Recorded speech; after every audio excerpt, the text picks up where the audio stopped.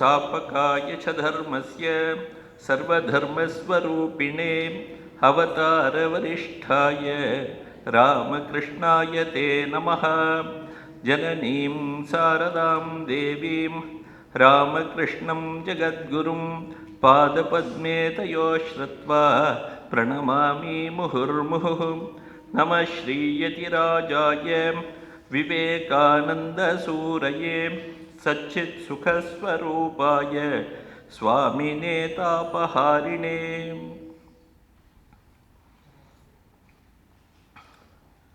नारदीया कलौ भक्तिः मोक्षोपायौ ह्यनुत्तमः। इत्थं येनोपदिष्टं तं रामकृष्णं नमाम्यहम्।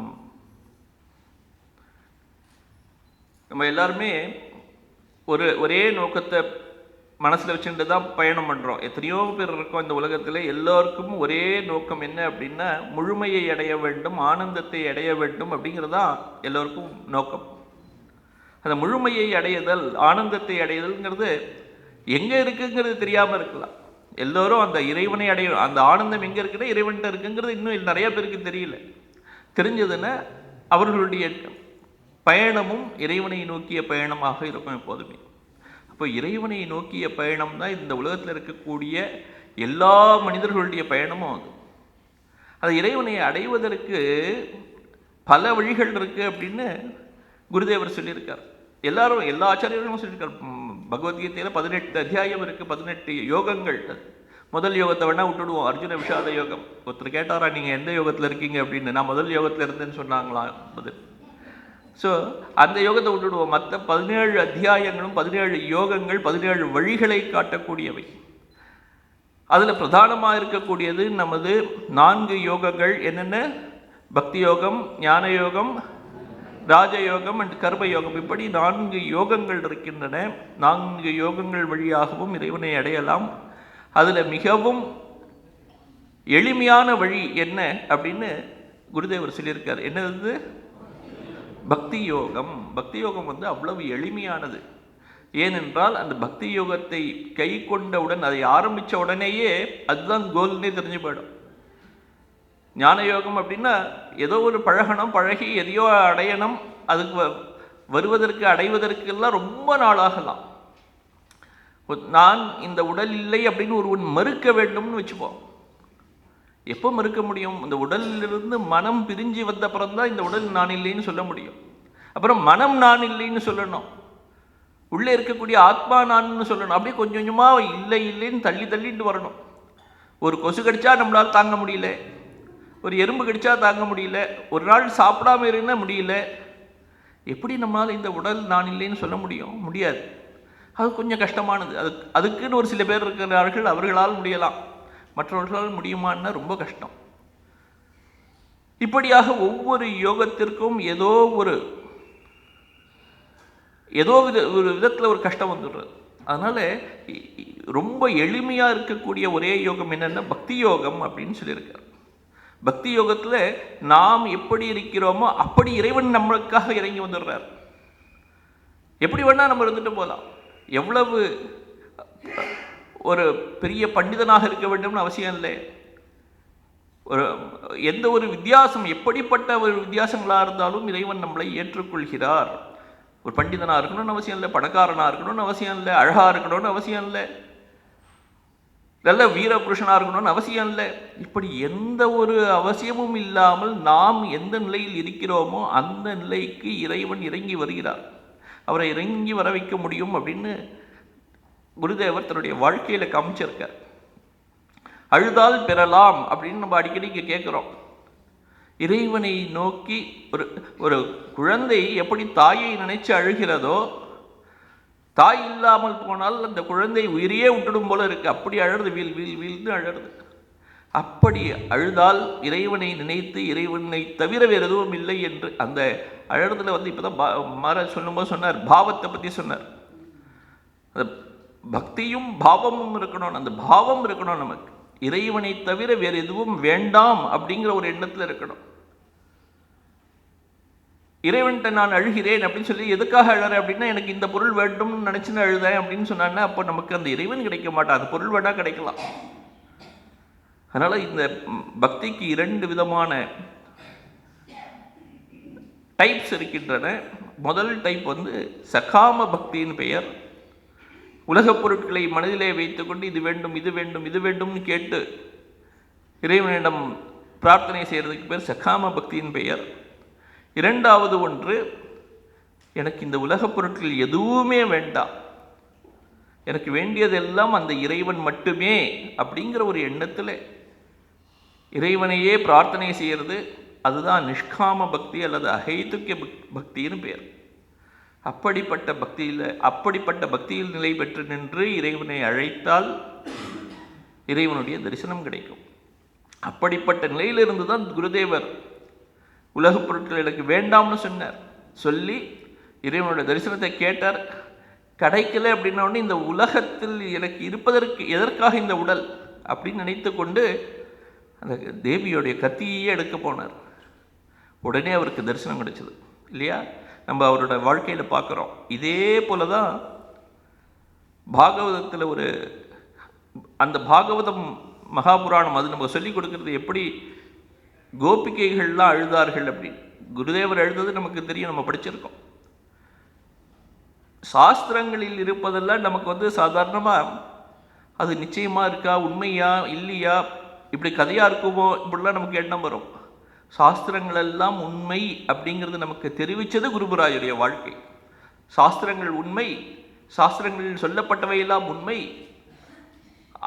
சாஸ்திரங்களில் பக்தியை செய்து இறைவனை அடைந்திருக்கிறார்கள், இறைவனை அடைவதற்காக ஒருவர் அழுது இறைவனை அடைந்திருக்கிறான் அப்படிங்கிறதெல்லாம் காட்டி நிரூபிப்பதற்காகவே வந்தது போல இருக்கு குருமராஜோட வாழ்க்கை. குருமராஜோட வாழ்க்கை இல்லை அப்படின்னா நமக்கு நிறைய சாஸ்திரங்கள் நமக்கு ஏதோ ஒரு கதை சொல்கிற மாதிரி தோணியிருக்கும். கோபிகைகள்லாம் இருக்கிறார்கள், எல்லோரும் வீட்டை விட்டு வந்திருக்கிறார்கள். கிருஷ்ணன் சாதாரண ஆள் கிடையாது. நைஸாக அந்த யமுனை கரையில் இருந்து ஒரு புல்லாங்குழலை ஊதிட்டு போயிடுவார், மறைஞ்சு போயிடுவார். வீட்டிலே கோபிகைகளுக்கெல்லாம் அது காதிலே விழும். அவர்களெல்லாம் ஓடி வருவார்கள். எப்படியோ வீட்டை துறந்து ஓடி இந்த கிருஷ்ணனை தேடுவார்கள். எங்கே போனான்னு தெரியல. ஆஹா, புல்லாங்குழல் சத்தம் கேட்டது, இங்கே தான் இருந்திருக்கணும். யமுனை கரையில் நின்று அழுகிறார்கள் எல்லோரும். எப்படி அழுகிறார்கள்? தன் மனஸ்காஸ்ததாலாபாஹ தத்விசேஷ்டாஸ்ததாத்மிகாஹ தத்குணான்யேவ காயந்த்யஹ நாத்மாகாராணி சஸ்மருஹு. எப்படி அழுகிறார்கள் பாருங்க. தன் மனஸ்காக, அந்த கிருஷ்ணனையே மனதிலே எண்ணி, அவனை மட்டுமே எண்ணி, தன் மனஸ்காக அவர்களுடைய மனமெல்லாம் கிருஷ்ணமயமாக ஆகிவிட்டது. தது ஆலாப்பாக, அவனை பற்றியே பேசுகிறார்கள். வேறு எந்த ஒரு வார்த்தையும் அவர்கள் பேசவில்லை. அவர்களுடைய வாயிலிருந்து வரதெல்லாம் கிருஷ்ணன் கிருஷ்ணன் கிருஷ்ணன் கிருஷ்ணன். தத் விசேஷ்டாக, கிருஷ்ணன் என்னெல்லாம் செயல்களை செய்தானோ அதே செயல்களை அவர்கள் அபிநயம் பிடித்து கொண்டு வந்தார்கள். தது ஆத்மிக்காக, அவனாகவே மாறிவிட்டார்கள். கிருஷ்ணனை தவிர அவர்களுக்கு ஒன்றும் தெரியவில்லை. தத் குணான்யேவ காயந்த்யஹ, அவனுடைய குணத்தை மட்டுமே பாடிக்கொண்டிருந்தார்கள். கிருஷ்ணன் இப்படிப்பட்டவன் அப்படிப்பட்டவன். நான் ஆத்மாகாராணி சஸ்மருகு, தங்களுடைய வீடுகளை பற்றிய எண்ணமே இல்லை அவர்களுக்கு, எல்லாம் மறந்து போய்விட்டது. அப்படி எல்லாவற்றையும் மறந்து போன அளவுக்கு ஒரு பக்தி, அந்த பக்தி அப்படிப்பட்ட ஒரு பக்தி. அந்த பாகவதம் பின்னாடி சொல்ற ருருதுகு சுஸ்வரம் ராஜன் அப்படிங்கிற ருருதுகுன்னா அழுதார்கள். சாதாரண அழ, நல்ல ஸ்வரம் போட்டு அழுதார்கள், பெருசாக வாய் விட்டு அழுதார்கள். கிருஷ்ணனுடைய தரிசனம் வேண்டும், கிருஷ்ணனுடைய தரிசனம் வேண்டும்.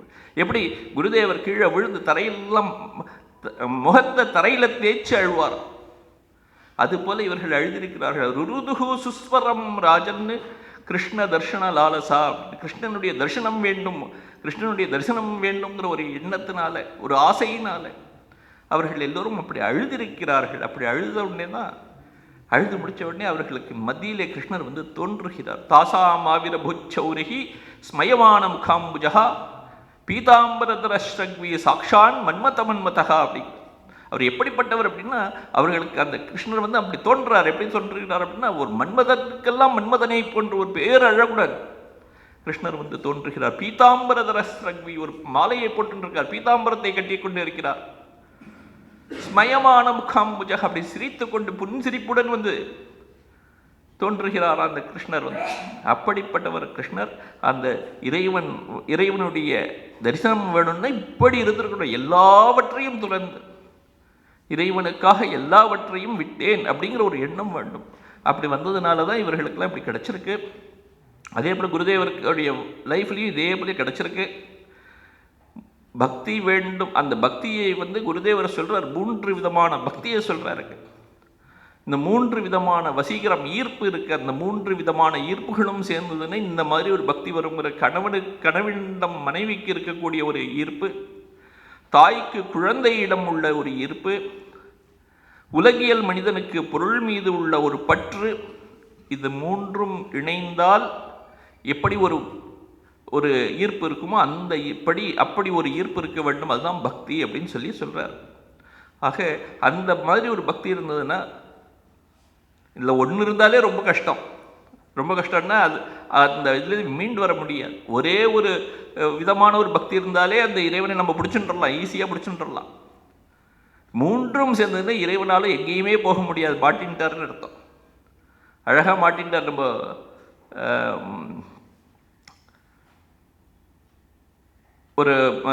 குருதேவருடைய டிசைப்பிள் ஒருத்தர் இருந்தார், கிரீஷ் சந்திர கோஷ். இன்னொருத்தர் இருந்தார், அவர் பேர் என்ன, இன்னொரு கோஷ், காளிபாத கோஷ்ட நன்னா மாட்டின்றார் ராமகிருஷ்ணர்.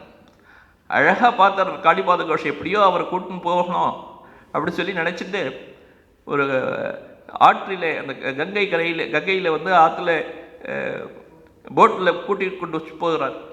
போகிற வழியில் நேராக அந்த போட்மேன்கிட்ட போய் சொல்லிடுறார், இந்த படகோட்டிகிட்ட, இங்கேயே வந்து இந்த படகை நங்கூரம் போட்டு நிறுத்திவிடு, இங்கேயே எடுத்துன்னு போகக்கூடாது அப்படின்ட்டு. அப்புறமா போய் ராமகிருஷ்ணன் பார்க்குறாரு, என்னது படகு நகரலையே அப்படின்னு. இவர் போய் அவரோட காலை பிடிச்சுக்கிட்டார். கடைசி காலத்தில் என்னை வந்து காப்பேன் அப்படின்னு நீங்கள் உறுதிமொழி கொடுங்க, அப்போ தான் நான் விடுவேன் வண்டியை அப்படிங்கிறார். ஆக இவன் என்ன பண்ண போறான்னு தெரியும் அவருக்கு, இல்லைன்னு சொல்லலை. இருந்தாலும் இவனுக்காக இறங்கி வந்திருக்காரு பாருங்க. இதுதான் வந்து இறைவன் நமக்காக இறங்கி வருவர். அந்த காளிபாத கோஷ் எப்படிப்பட்டவர் அதை பற்றி சொல்லவே தேவையில்லை. நம்ம கிரீஷ் கோஷும் காளிபாத கோஷும் ஒரு 2 பேரும் நண்பர்கள். நண்பனே அறிஞ்சுட்டா அவரை பற்றியும் தெரிஞ்சுக்கலாம். ஆக நல்ல பண்பு உடையவன் தான் வேண்டும் அப்படின்னு அவசியம் இல்லை. பக்தி வேண்டும் என்றால் பக்தியே எல்லாவற்றையும் சாப்பிட்டு விடும். ஏன்னா ஆல் கன்சியூமிங் அது. பக்தியை பற்றி சொல்லும்போது இப்போ தான் சொன்னார், அவர் வந்து பாவம் வேண்டும் அப்படின்ட்டு. ஏன்னா அந்த இறைவன் இருக்கிறாரே, அவர் வந்து பாவத்தை தான் பார்க்கிறாரே தவிர வேறு எதையும் பார்ப்பதில்லை. நமது மனதினுடைய பாவம் எப்படி இருக்கோ அதை பார்க்கிறார். பாவகிராகி ஜனார்தனஹா அப்படிங்கிறார். ராமாயணத்தில் பார்த்தாக்கே குகன் இருக்கிறான். குகன் ஒரு வேடன், எல்லாவற்றையும் எடுத்து அடித்து சாப்பிடக்கூடியவன். அவனுக்கு வந்து இப்போ இருக்கக்கூடிய நவநாகரிகம் அதை எதுவுமே தெரியாது. ஒரு நாட்டிலே இருக்கக்கூடிய அரசாங்கத்தில் அயோத்தியில் இருக்கக்கூடிய மக்களுடைய வாழ்க்கையும் இவனுடைய வாழ்க்கையும் பார்த்தா இந்த நவநாகரிகம்ங்கிற அந்த டிஃப்ரென்ஸுங்கிறது ஒன்றுமே கிடையாது. அப்படிப்பட்டவன் அவனுடைய வாழ்க்கை. அவனை ஒரு நண்பனாக ஏற்றுக்கொண்டு, தம்பியாக ஏற்றுக்கொண்டு, அவனுக்கு வந்து அவனுடைய பக்தியிலே மெச்சி ராமர் அவனை ஏற்றுக்கொண்டார். அப்போது ஒருவன் பெரிய ஒரு ஸ்டைலாக போய் கடவுள்கிட்ட போய் சேரணும் அப்படிங்கிறதுலாம் இல்லை. அதெல்லாம் விரும்புவதில்லை. எந்த ஒரு ஸ்டைலையும் கடவுள் விரும்புவதில்லை. நீ எப்படி வேணா இருந்துட்டு போ, பக்தி வேண்டும் இல்லையா? குழந்தையாக இருந்தான் துருவன். படிச்சிருந்தானா? இல்லை. சின்ன 6 வயசு தான் இருந்தது அவனுக்கு. ஆனால் அவனுக்கு என்ன இருந்ததுன்னா பக்தி இருந்தது. சிறு வயதில் முதல் கொண்டு அவனுக்கு பக்தி இருந்தது. பக்தி இருந்ததனால் இறைவனுடைய காட்சி கிடைச்சது. இப்போ பெரிய வயசாகி 90 வயசுக்கு அப்புறம் தான் இறைவனுடைய அருள் கிடைக்கும் அப்படிங்கிறதெல்லாம் கிடையாது. யாருக்கு வேண்டாமானாலும் எப்பொழுது வேண்டுமானாலும் கிடைக்கும்னு தெரியுது. பாகவத்தில் ஒரு கதை இருக்கு, கஜேந்திரன் அப்படின்னு. கஜேந்திர மோட்சம் பற்றி கேட்டிருப்போம். கஜேந்திரனுக்கு என்ன அது என்ன படிச்சுதா என்ன? ஒரு மிருகம். அது எப்படி வேண்டுமானாலும் இருந்துட்டு போட்டோம், அதுக்கும் ஒரு மோட்சம் கிடைச்சிருக்கு. கஜேந்திரனுக்கு ஒரு மோட்சம் கிடைச்சிருக்கு. கடவுள் நினைத்தால் யாருக்கு வேண்டுமானாலும் கொடுக்கலாம்ங்கிறதுக்கு இதெல்லாம் ஒரு உதாரணங்கள். கிருஷ்ணர் கம்சனுடைய தந்தையார் இருந்தார் உக்ரசேனன். உக்ரசேனன் பேரில் தான் உக்ரம் இருக்கும், ஆனால் உக்ரமே இருக்காது அவனுக்கு. பாவம், கம்சனே அவனை பிடிச்சி கொண்டு போய் ஜெயிலில் போட்டு பூட்டி வச்சிருக்கான். அதனால் உக்ரசேனன் பேரில் மட்டும்தான் இருக்கே தவிர அவனுக்கு எந்த விதத்திலையும் ஒரு வீரமோ ராஜாவுக்குரிய ஒரு கம்பீரமோ கிடையாது. அப்படிப்பட்டவன் அவன். அவனுக்கும் ஒரு அனுகிரகம் கிடைச்சது. விதுரன் இருந்தான் மகாபாரதத்திலே, ஒரு வேலைக்காரியுடைய மகன் அவன். அவனுக்கும் கிடைச்சது. விதுரனுடைய பக்தியை சொல்லும்போது எவ்வளவோ பக்தன் அவன். கிருஷ்ணர் போர்க்களத்துக்கு முன்னாடி ஏதோ ஒரு மீட்டிங் வருது. அந்த இடத்துல துரியோதனன் சொல்கிறான், என்னுடைய அரண்மனையில் தங்கங்கோ அப்படின்னு. பெரிய அரண்மனையெல்லாம் கட்டி காமிச்சு பெருசாக கிருஷ்ணரை மயக்க பார்த்தான். கிருஷ்ணர் வரமாட்டேன்னு சொல்லிட்டார். எங்கே போகிறார்? விதுரனுடைய குடிசைக்கு போகிறார். அங்கே குடிசைக்கு போகிறார். அவனுக்கு விதுரனுக்கோ என்ன பண்ணுறதுனே தெரியல. விதுரனுடைய மனைவி அங்கே வாழைப்பழம் கொடுக்குறார் கிருஷ்ணனுக்கு. இவர் பிரித்து கொடுக்கணும், அதை உரிச்சு கொடுக்கணும்னு சொல்லிட்டு உரிச்சு கொடுக்குறார். உரிச்சு என்ன பண்ணணும்? தோலியை தூக்கி போட்டு பழத்தை கொடுக்கணும். இவர் அப்படியே பழத்தை தூக்கி போட்டுடுறார், தோலியை கொடுக்குறார். தோலியை கொடுக்கறது அதையும் பற்றி இவர் கண்டுக்கவே இல்லை. இதையும் அவரோட பக்தியே தான் கேட்குறாரே தவிர வேறு எதுவும் கேட்கல. அப்படி அந்த பக்தியிலே மயங்கி, விதுரனுடைய பக்தியில் அவர் மயங்கினார் இல்லையா? அப்போ விதுரன் ஒரு தாசி மகனாக இருந்தாலும் அவனுக்கும் ஒரு பெரிய அனுகிரகம். அங்கு பாகவதத்தில் குப்ஜைன்னு ஒருத்தி இருக்கிறாள், ஒரு கூனி. அவள் வயதானவள், 80-70 வயது இருக்கும். எப்போதும் அந்த அரசன் கம்சனுக்கு அவள் சந்தனம் அரைத்து கொடுக்க வேண்டும் என்பது அவளுடைய கடமை.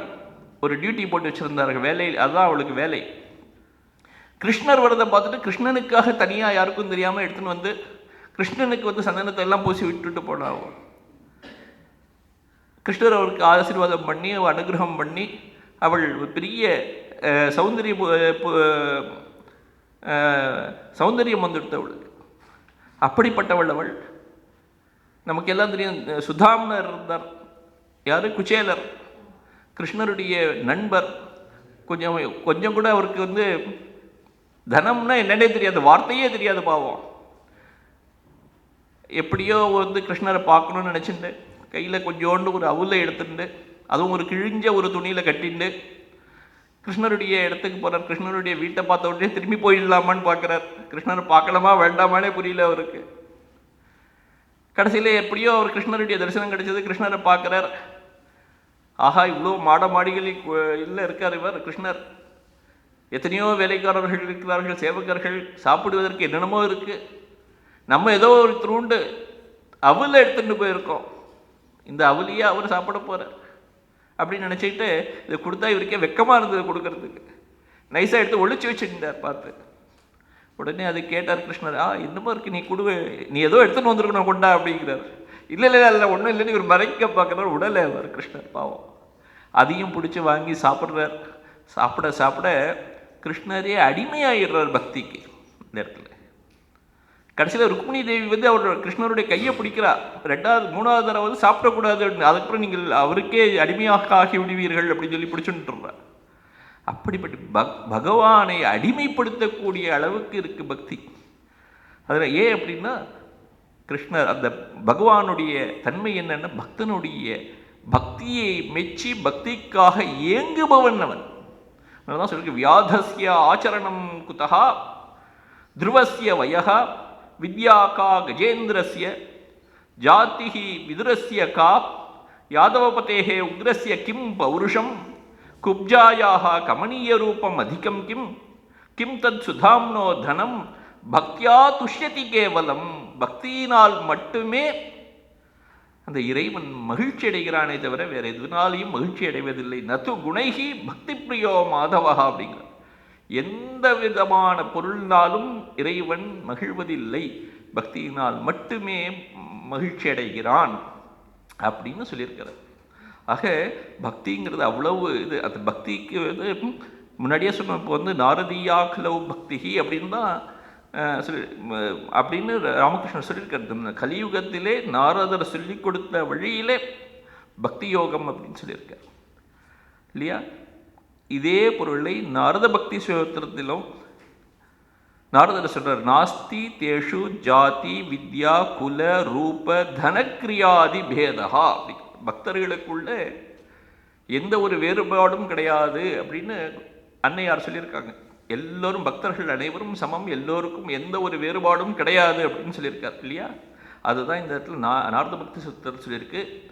பக்தர்களுக்கு இடையிலே ஜாதி கிடையாது, ஜாதியினால் எந்த ஒரு பேதமும் கிடையாது, வித்யினால் ஒரு பேதம் கிடையாது. இவன் படித்தவன், இவன் பாமரன், இவனுக்கு ஒன்றுமே தெரியல, ஒரு பேதமும் கிடையாது. குலத்தினால் ஒரு பேதம் கிடையாது, ரூபத்தினால் ஒரு பேதம் கிடையாது. இவன் அழகானவன், இவன் பார்ப்பதற்கே விகாரமாக இருக்கான் அப்படிங்கிற ஒரு பேதம் கிடையாது. தனத்தினால் பேதம் கிடையாது. இவன் மிகவும் செல்வந்தன், பணக்காரன், இவன் மற்றொருவன் நிர்தனனாக இருக்கிறான், தரித்திரனாக இருக்கிறான் அப்படிங்கிற ஒரு பேதம் கிடையாது. கிரியையினால் பேதம் கிடையாது. இவன் பெரிய வேலையை ஏதோ செய்கிறான், இவனுக்கு வேலையே இல்லை பாவம் அப்படிங்கிற ஒரு பேதம் கிடையாது. இப்படியாக எந்த விதமான பேதங்களும் இல்லை அப்படின்னு நாரத பக்தி சுத்தத்தை சொல்லியிருக்கு. இப்படிப்பட்ட இந்த பக்தி தான் நமக்கெல்லாம் வேண்டும். அந்த பக்தியை பெறுவதற்கு என்ன வழி அப்படின்னு நமக்கு தெரிஞ்சுக்கணும் இல்லையா? பக்தியை பெறுவதற்கு வழியையும் இந்த நாரத பக்தி சுத்தத்தை சொல்லியிருக்கு. நிறைய வழிகள் சொல்லியிருக்கு. இந்த கோபிகா கீதத்தில் பார்த்தோம், இந்த பாகவதத்தில் பார்த்தோம், தன்மனஸ்காஸ்ததாலாபாகா தத்விசேஷ்டாஸ்ததாத்மிகாக தத்குணான்யேவ காயந்தியா, இது பார்த்தோம் இல்லையா? இதே இந்த எப்படி இருந்தால் பகவானுடைய தரிசனம் கிடைக்கிறதுன்னு நமக்கு தெரிஞ்சு போச்சு. அதிலிருந்து நாம் தெரிஞ்சுக்க வேண்டியது என்ன அப்படின்னா, இப்படியாக இருக்க வேண்டும் அப்படிங்கிறது. இந்த இடத்துல சொல்கிறார், இப்போ சாதனங்கள் அப்படின்னு சொல்லி இறைவனை அடைவதற்கு என்னென்ன சாதனங்கள் அப்படின்னு பார்க்கும்போது முதல்ல சொல்கிறார், தத்து விஷயத்தியாகாத் சங்கத்தியாகாச்ச அப்படிங்கிறார். முதல்ல எது நம்மை பகவானிடமிருந்து இழுத்துச் செல்கிறதோ, வெளிப்புறமாக இழுத்துச் செல்கிறதோ அதையெல்லாம் நிறுத்த வேண்டும்.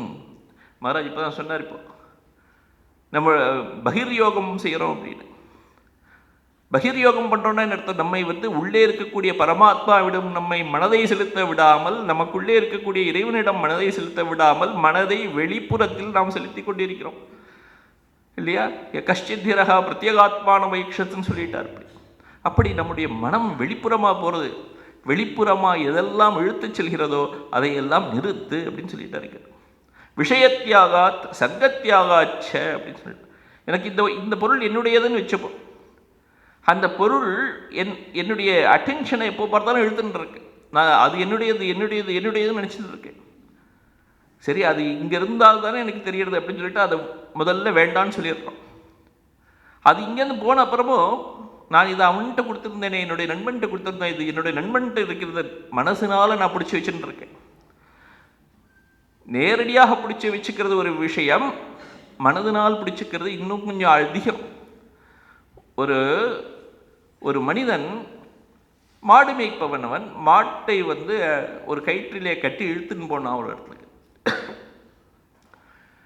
மாட்டு மீது அவனுக்கு ரொம்ப பற்று, அதனால மாட்டை அழைத்து கொண்டு போனான்.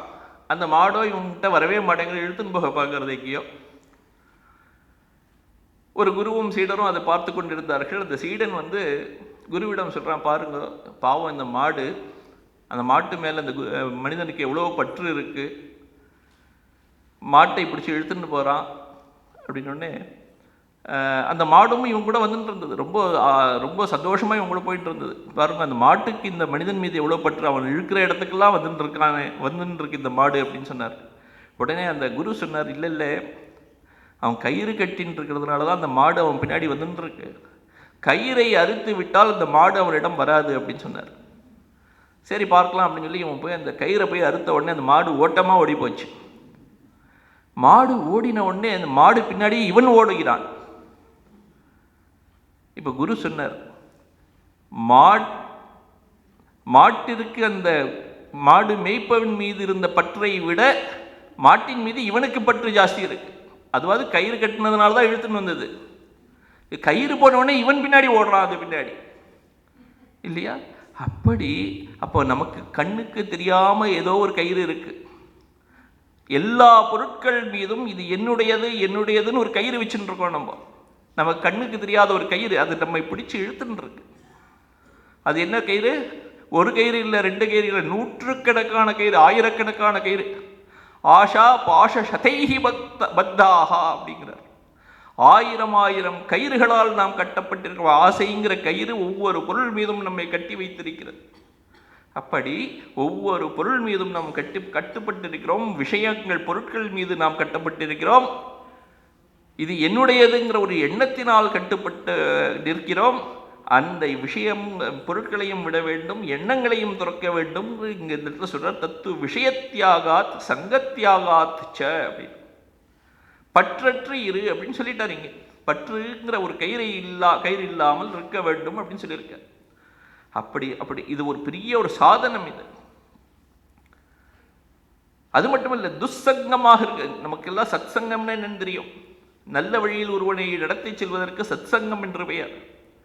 ஒருவனை இறைவனிடம் எது வழிகாட்டி செல்கிறதோ அது சத் சங்கம். இறைவனிடம் இருந்து பிரிப்பது எதுவோ துஸ்சங்கம். இந்த துஸ்சங்கத்தை விட்டுவிடு அப்படிங்கிறார் நாரத பக்தி சூத்திரத்தில். துஸ்சங்கா சர்வதா ஏவ தியாஜ்யஹா அப்படிங்கிறார். விட வேண்டும்.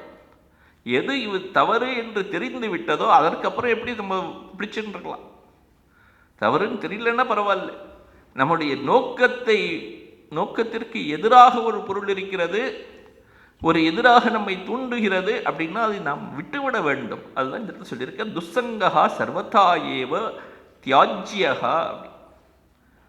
ஆக இப்போ இது எதிர்மறையாக 2 சாதனங்கள் சொல்லிட்டார். தத்து விஷயத்தியாகாத் சங்கத்தியாகாச்ச துஸ்சங்கா சர்வதா ஏவ தியாஜ்யஹான்னு சொல்லிட்டார். இதுக்கப்புறம் பாசிட்டிவாக சொல்ல போகிறார். என்னெல்லாம் செய்யணும் அப்படிங்கிறத சொல்ல போகிறார்.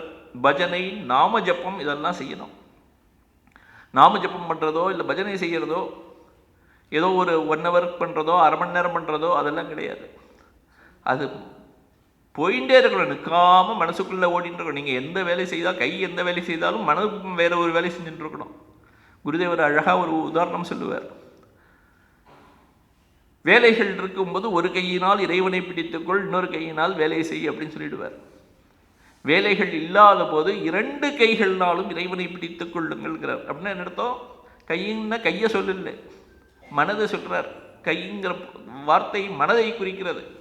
மனதை 2 பகுதிகளாக செய்து கொண்டு ஒரு பகுதி எப்போதும் ஒரு இறைவனுடன் இருக்க வேண்டும், இன்னொரு பகுதியினால் இந்த உலகக் கடமைகளை செய் அப்படின்னு சொல்லிட்டார். எப்போது இந்த உலகக் கடமைகள் குறைகின்றதோ அப்போது இந்த மனதையும் இறைவனிடம் செலுத்து அப்படின்னு சொல்லிட்டார்.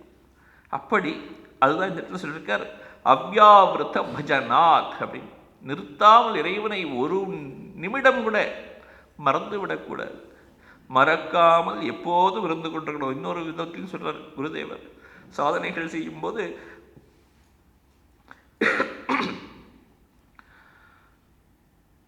இறைவனை பிடித்துக் கொள்வதில் சொல்றார். குரங்கு பிடி போன்று பிடிச்சுக்கணும். குரங்கு எப்படி அம்மாவை பிடித்து கொண்டிருக்கிறதோ அதுபோல நாம் இறைவனை பிடித்து கொண்டிருக்க வேண்டும் அப்படிங்கிறார். அந்த குரங்கு எங்கேருந்து எங்கே தாவி குதிச்சு போனாலும் அந்த குட்டிக்கு கவலையே இல்லை, அம்மாவை பிடிச்சுட்டு இருக்க எனக்கு என்ன அப்படின்னு சொல்லியிருக்கும். இன்னொரு விதமாக சொல்லும் பொழுது, குழந்தை ஒரு பூனைக்குட்டி இருக்குன்னு வச்சுப்போம். பூனைக்குட்டி என்ன பண்ணுறது அப்படின்னா, அன்னையார் தாய் என்னை எங்கே கொண்டு போய் வைக்கிறாளோ அங்கே இருக்கிறேன் அப்படின்னு சொல்லியிருக்கு. இப்போ தாயையே நம்பி இருக்கக்கூடியது பூனைக்குட்டி. இந்த 2 விதமான குரங்கு குட்டியை போன்றும் பூனைக்குட்டியை போன்றும் 2 விதமாகவும் நம்ம இருக்கணும். அவர் எங்கே நம்மளை வச்சாலும் பரவாயில்ல, ஆனால் நான் அவரை பிடிச்சிப்பேன் அப்படின்னு இருக்கணும் நம்ம அப்படின்னு சொல்லியிருக்கு. ஸோ இதுதான் சரணாகத்தின் பேர். இந்த நமக்கு பக்தி வருவதற்கு இந்த பஜனை, நாமஜபம், சரணாகதி முக்கியம். சாது சங்கம் ரொம்ப ரொம்ப முக்கியம். சாது சங்கம் இல்லாமல் நிச்சயமாக பக்தி வரவே முடியாது. சாது சங்கம் ஒரே ஒரு நிமிஷம் சாது சங்கம் வந்ததுனாலே ஒரு பெரிய பலன் கிடைக்கும்லாம் சொல்லியிருக்கு.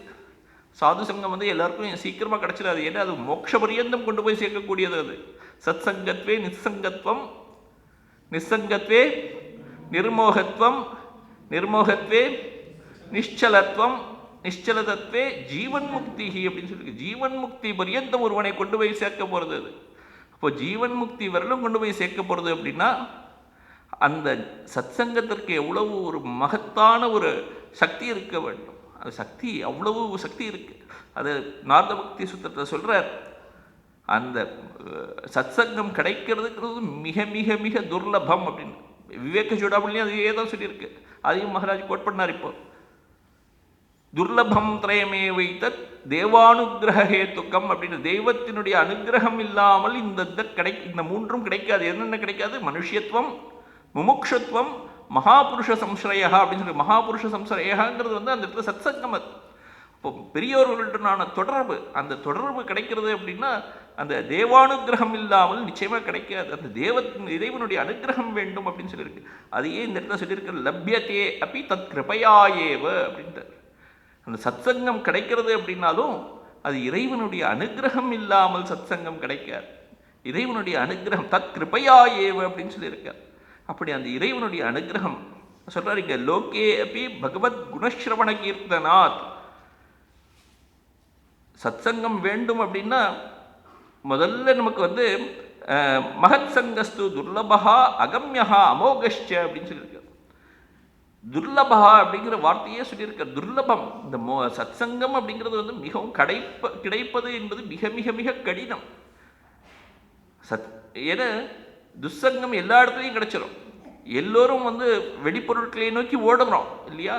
அது வெளிப்பொருட்கள் ஒரு மின்முனி பூச்சியை போன்று நமக்கு முன்னால் நிற்கிறது. அது பார்த்தாலே இதுதான் விளக்கு அப்படின்னு நினச்சிட்டு வேகமாக போகிறோம்.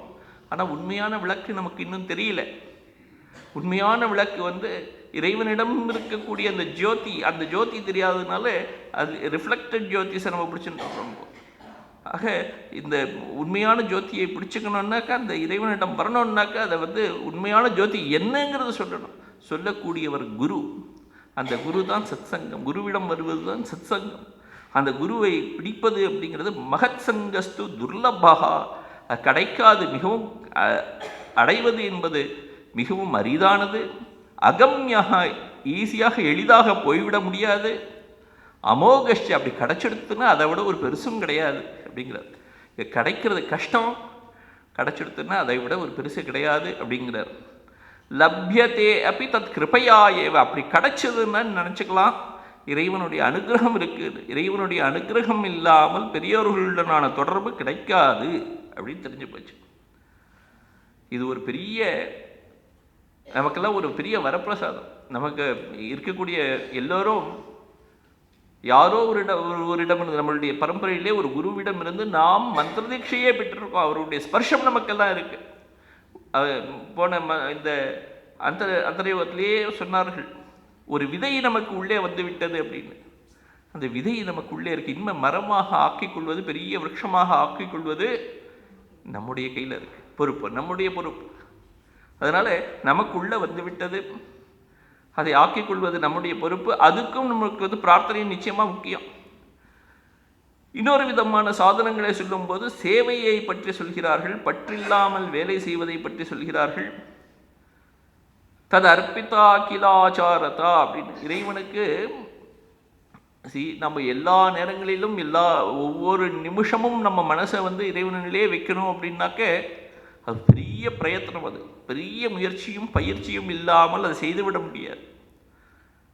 அதனால எப்படி ஆரம்பிக்கணும் அப்படின்னாக்க, நாம் எதையெல்லாம் செய்கிறோமோ அதையெல்லாம் இறைவனுக்கு அர்ப்பணமாக செய்ய ஆரம்பிக்க வேண்டும். செய்வது எல்லாமே இறைவனுக்காக செய்கிறோம் அப்படிங்கிற ஒரு எண்ணத்தில் ஆரம்பிக்க வேண்டும். அதையும் இந்த இடத்துல சொல்கிறார். எவ்வளவு நாம் செயல்களை செய்து கொண்டிருந்தாலும் இந்த செயல்கள் எல்லாம் எத்கரோஷி யதஷ்னாசி எஜ்ஜிஹோஷி ததாசியத் எத்தபஸ்யசி கௌந்தேய தத்குருஷ்வ மதர்ப்பணம் அப்படின்னு சொன்னார். எனக்கு அர்ப்பணமாக எதை செய்வதையெல்லாம் எனக்கு அர்ப்பணம் செய் அப்படின்னு சொல்லிட்டார் அவர். அதுபோல இந்த இடத்துல நாரத பக்தி சூத்திரத்தையும் சொல்கிறார், தத் அர்ப்பித்த அகில ஆச்சரதா அப்படிங்கிற. எல்லா செயல்கள் எல்லாவற்றையும் இறைவனுக்காக அர்ப்பணம் செய்தல் அப்படின்னு அர்த்தமாச்சு. அப்படி செய்வது ஒரு கர்மயோகம். அது செய்கின்ற செயல்கள் எல்லாவற்றையும் இறைவனுக்காக அர்ப்பணம் செய்வது கர்மயோகம். அப்படி கர்மயோகம் வழியாக உள்ளே வருவதற்கு ஒரு வழியையும் காட்டுகிறார் இந்த இடத்துல. இன்னொரு இது, மிகவும் முன்னேறிய பக்தர்கள், மிகவும் நல்ல சிறந்த பக்தர்கள் இருக்காருன்னு வச்சுப்போம். அவர்களுக்கு எல்லாம் எப்போதும் அந்த இறைவன் ஞாபகமே இருக்கும். அந்த ஞாபகத்தை விடவே மாட்டார்கள் அவர்கள். எப்போதும் இறைவன் தான் பெருசு அவர்களுக்கு. அவர்களுக்கு வந்து ஒரு பெரிய இந்த உலகப் பொருட்கள் எதுவுமே ஒரு பெரிய ஒரு அதுக்கெல்லாம் ஒரு மதிப்பே கிடையாது. எந்த ஒரு உலகப் பொருட்கள் எவ்வளவு பெருசாக இருந்தாலும் அதனால் பாதிக்கப்படுவதும் இல்லை அவர்கள். அப்படிப்பட்ட அந்த ஒரு உயர்ந்த நிலையை அடைந்தவர்கள்.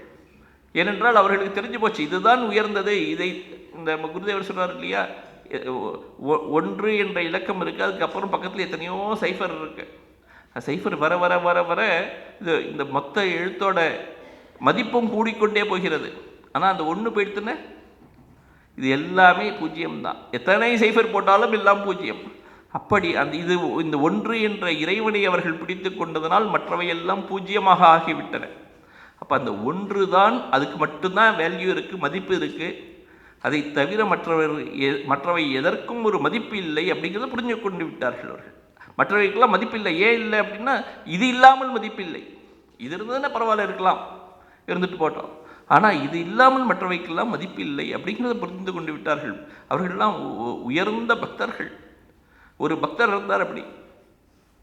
அந்த பக்தர் எப்போதும் தன்னுடைய வீட்டிலே இருந்து அமர்ந்து கிருஷ்ணனுடைய பக்தியிலேயே மூழ்கி எப்போதும் கிருஷ்ணா கிருஷ்ணான்னு சொல்லிட்டு இருப்பார். சனாதன கோஸ்வாமின் பெயர். அந்த பக்தர் வீட்டில் இருந்தபோது அந்த ஊரிலே ஒரு மனிதன் இருந்தார். அந்த மனிதனுக்கு ஏதோ ஒரு தேவை ஏற்பட்டது, வீட்டிலே செல்வம் தேவைப்பட்டது, இது வேண்டும் அப்படின்னு சொல்லி அவனுக்கு தோன்றுறது. எல்லோரிடமும் போய் கையேந்திரான், எனக்கு வேண்டும், செல்வம் வேண்டும், செல்வம் வேண்டும்னு.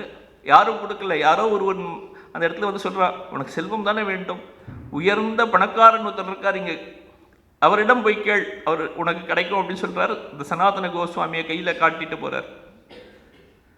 அந்த மனிதனுக்கு ஒரே சந்தோஷம், ஆஹா நமக்கு ஏதோ பெரிய தனம் கிடைக்க போகிறது அப்படின்னு சொல்லி நேராக அந்த சனாதன கோஸ்வாமியுடைய வீட்டை தேடி கண்டுபிடிச்சு அவன் வரும்போது நினச்சின்னு வரான், ஆஹா அவர் பெரிய பணக்காரர், எவ்வளோ பெரிய வீடு கட்டி இருக்க போகிறார், மாளிகை கூட்ட கோபுரங்கள்லாம் இருக்க போகிறது அப்படின்னு நினச்சின்னு தேடின்னு வந்து பார்த்தா இவரோ ஒரு குடிசையில் உட்காந்துருக்கார்.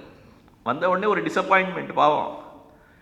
இருந்தாலும் சரி ஏதோ சொல்லியிருக்காரே போய் கேட்கலாம் அப்படின்னு சொல்லி நேராக அவர்கிட்ட போய், எனக்கு வீட்டில் கொஞ்சம் பணம் தேவைப்படுறது, கொஞ்சம் எதாவது கொடுத்து உதவணும் அப்படின்னோடனே, பணமா, சரி ஏதோ வாசலில் ஒன்று போட்டு வச்சுருக்கேன், அதை எடுத்துன்னு போ அப்படிங்கிறார்.